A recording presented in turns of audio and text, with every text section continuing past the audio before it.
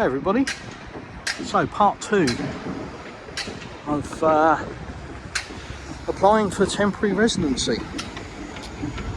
So in part 1 I've probably gone over the I've probably gone over the documents that you're going to need,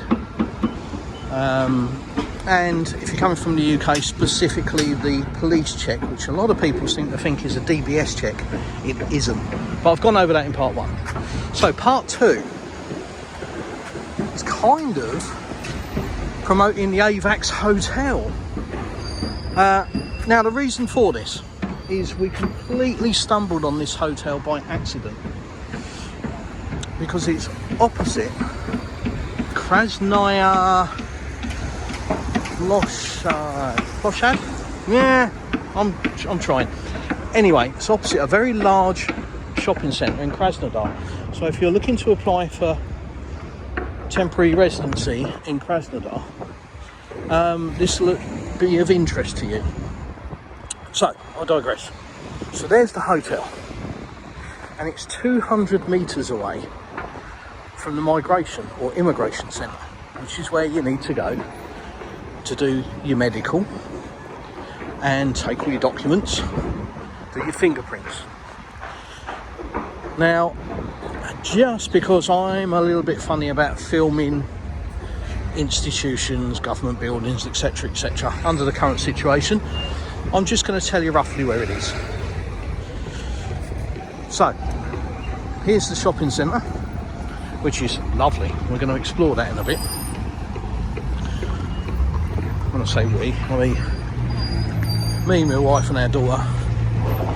So, if you go to the end of the shopping centre, just round that corner over there is the migration centre. It's literally 200 yards away from the AVAX hotel. Now I know we've got a big building going on in the middle of construction right here, but ignore that. That hotel is absolutely brilliant. It's really well priced. So about 4,000 rubles for a double room for the night, and that includes all the spa facilities, and the spa in there is amazing. You've got multiple saunas, and you've got traditional Russian sauna, which is very hot and all rustic kind of wood. You've got a normal sauna, which is cooler. You've got a herb sauna. You've got salt rooms. You've got a massive swimming pool and one on the roof, which is open April to September. You've got jacuzzis, you've got cold plunge. What else is there? Infrared sauna, hammam. Oh, it's epic. Really, really, really good. And we literally stumbled across it by accident. We were in the migration centre and we needed to book a hotel. And here's why. And this is what I'm going to tell you about the migration centre. It's a bit strange. You either need to get here at the crack of dawn, i.e. 7:30, and be queuing up outside, or if you turn up a bit later, you'll find that you're in a queue to get your medical done, and that will take you a few hours. By the time you get your medical done, you'll find that the fingerprint office is closed. So the medical stays open till 5 o'clock at night, and it's just round next to McDonald's, basically. It's just round the corner over there. So the medical section stays open till 5 at night. The fingerprint section closes at noon. So unless you're there at the crack of dawn, you are not going to get it both done in the same day, because you can't go to your fingerprints until you've had your medical. So hence the reason we got a hotel, because we didn't find that out until obviously 2:30 in the afternoon. So we had to stay over, or it was a drive home, which is a long way for us. So it's a stay over. So just complete fluke. We looked for a 4-star hotel, didn't look at the location, just booked it. And I said to the wife, doesn't matter where it is, we'll just drive there. And came out of the medical centre, stuck it in the sat nav, and it said 200 metres away, and that's where it was. So it's literally just a walk. You don't even need to, and the ideal part of it is if you're going to stay in a hotel, you come and park in the hotel car park, walk to the medical centre, spend the day there, and then walk back to the hotel and enjoy the spa facilities. So perfect location. So yeah, if you are coming, want to go through the medical process, you find a medical centre. You want the 3rd floor. You go in, up the stairs, you go in through the metal detector, past the security, and the reception is just there on the left. And you start the process. Your 702, which is the decree number.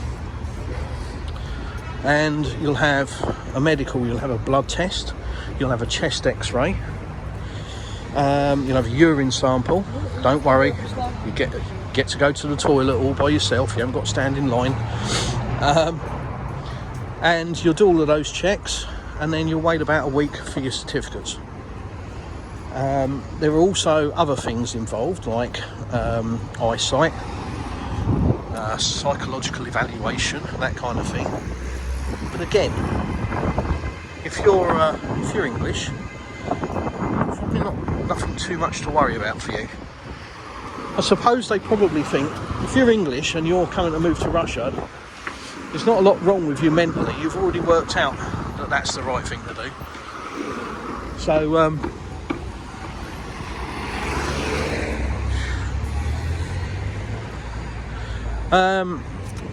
yeah, sorry, I nearly got run over. So yeah, that's the process. You will, like I say, spend all day in there. Once you get into the 3rd floor, you'll be chauffeured up to the 4th floor and back down again. And then the next day, unless you are lucky enough to get there really, really early and you can get it all done in one day, the next day you'll go for fingerprints. And again, you're going to be in there a couple of hours probably, just to get your fingerprints, and then you'll get a little green card to say you've been fingerprinted. But the other thing that you'll have is a list, like a checklist, that will all be ticked and signed through each department. Do not lose that. In fact, do not lose any of the paperwork, but don't lose that. It's very, very important, as is your fingerprint, little document, your little ID. And that's it. And then you compile all your documents. On the 4th floor, you make an appointment to apply for temporary residency.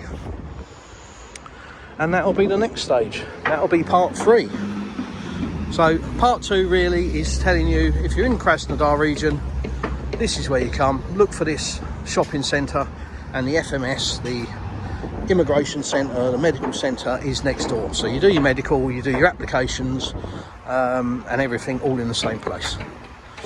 And like I say, this is just to show you this hotel, and it's a great hotel.